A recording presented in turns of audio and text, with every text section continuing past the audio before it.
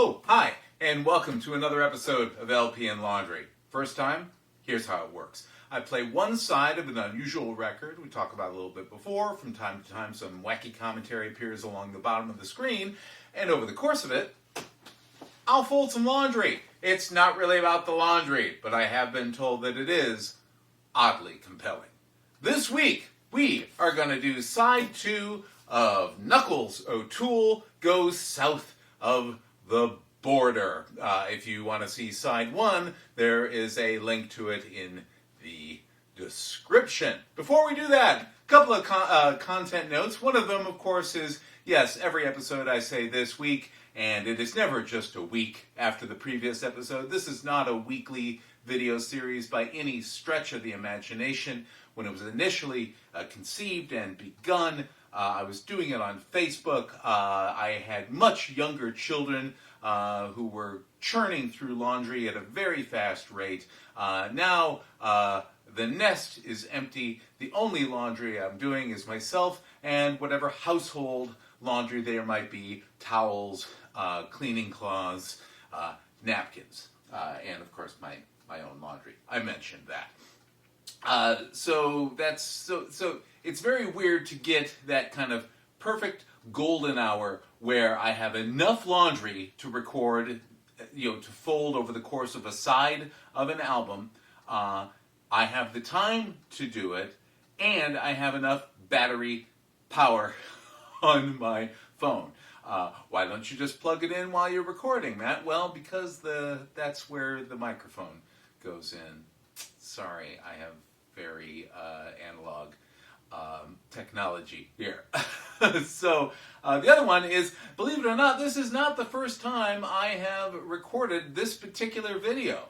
Literally last week, I recorded an entire episode and then realized, not directly after, but when I went to sit down to edit it, I saw that it was only 29 seconds long. Yes, I had recorded it on time-lapse. Boy, I bet you that's really humorous to see. It kind of is. Here it is. Yeah. Pretty zippy. So you're seeing this from the beginning. I turn it on, and there's nobody else in the room. I have to turn it on and turn it off. It's kind of like a really long TikTok.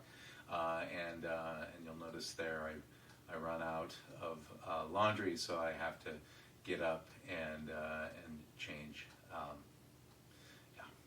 Now you'll notice that when I actually ran out of laundry last week, then I was trying to figure out, well, what am I going to do? I literally had like 2.5 songs left, and then I remembered that I had been meaning to swap out one of the framed albums behind me. You'll notice that one of them now, this one here, is no longer the guy that was there. This is actually Lenny D Plays His Hits, and a fine album that, unfortunately, that particular disc has a hairline crack in it, so I'd rather not be playing it on any regular basis. With any luck, I will find another copy someplace, somewhere, and probably actually do an episode on it. Maybe. I don't know. I've got a lot of Lenny D. Anyway, the one that I took out turns out, like so many things that as I was reading a book called Outrage by Cliff Nesteroff, and it turns out that guy,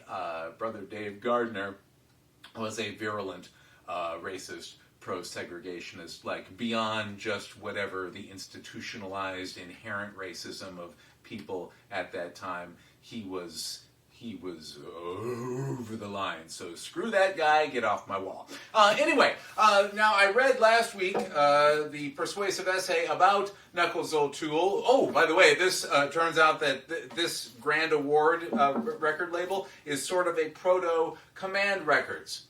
I learned that on Discogs. There are multiple iterations of this. I've learned that Knuckles O'Toole is a pseudonym that was used for multiple keyboard players over time, but in this particular case, it was probably Command Records' favorite, Dick Hyman. And something I hadn't noticed, it's right here on the credits, that the Grand Award Records originated and produced by, drumroll please, Enoch Light. Of course. So that's the it's not new. It's actually old. Does that make a sense? Does that make a sense? Yeah. He goes to Italy. A poor pigeon Italian thing. Anyway, hey, let's read about the artist. That's one of the rare things here, is that there is a persuasive essay about the artist. The artist's name is David Stone. The article is Senor O'Toole by David Stone, who apparently is writing about himself in the third person here. Selecting a career was a simple matter for David Stone. At the age of 5, he was already salvaging wrapping paper and pencil stubs with which to draw cowboys and Indians. Early jobs on farms, lumber camps, and driving trucks furnished experience of strong values and direct statement characteristic of the Northwest that was his home. Inspiration to become an artist came from Andrew Vincent, Dave McCosh, and Jack Wilkinson at the University of Oregon's Fine Arts School. They broadened his vision and gave him intellectual guidance in his search for meaningful art. In 1946, after 4 years with the infantry, which I'm sure were dull and uneventful, Stone returned to his education for a year with the Art Center at Los Angeles.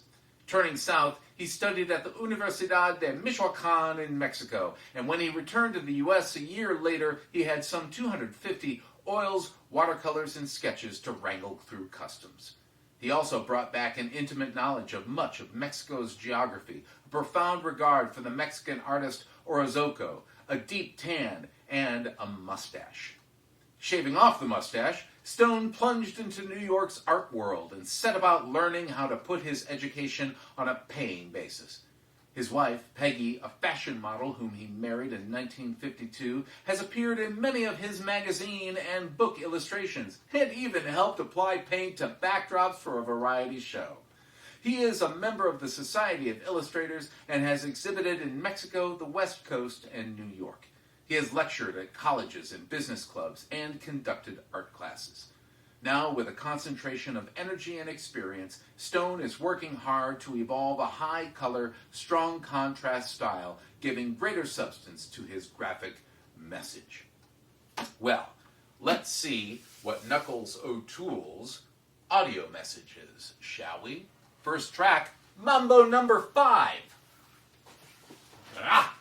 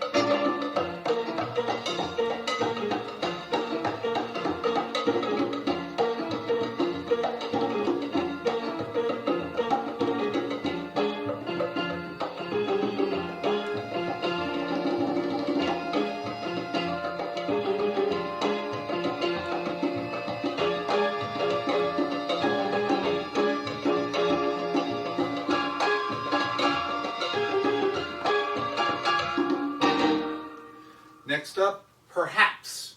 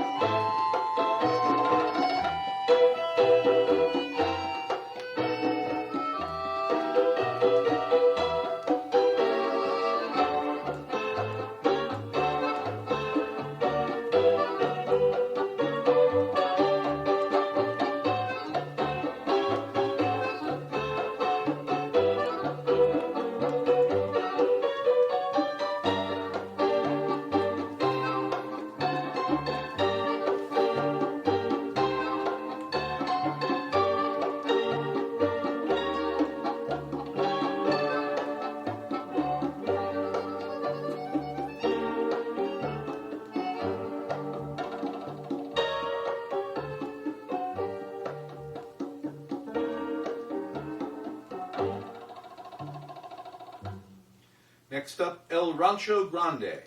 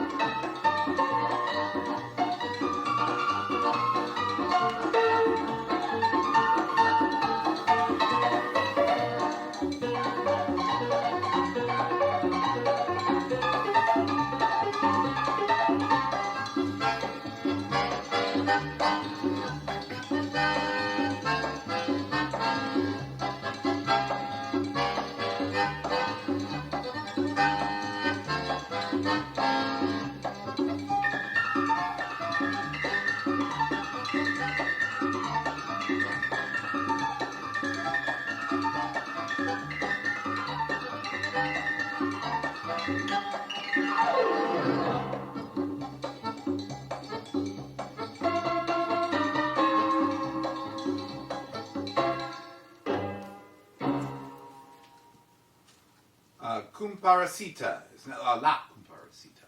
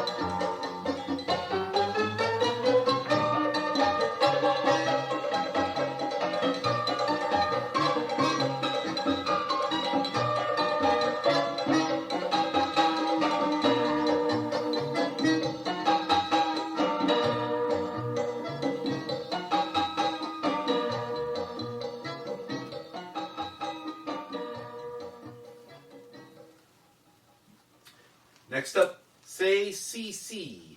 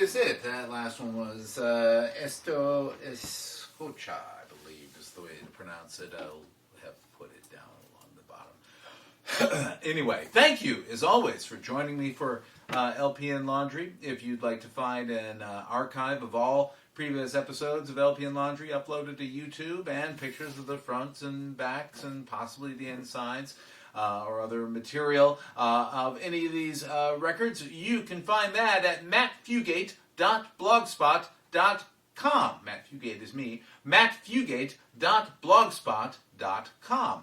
You can also join me at Facebook. That is facebook.com/LP Laundry. No and or ampersand in there, just LP Facebook.com/LP Laundry. Well, that just about does it for this particular episode. With any luck, I will not have recorded it on slow-mo because that would be a lot harder to insert into the episode where I actually do manage to do side 2 of this particular record. But, you know, chances are pretty good I got it right this time, I think. Thank God this is not a double album. See you next time.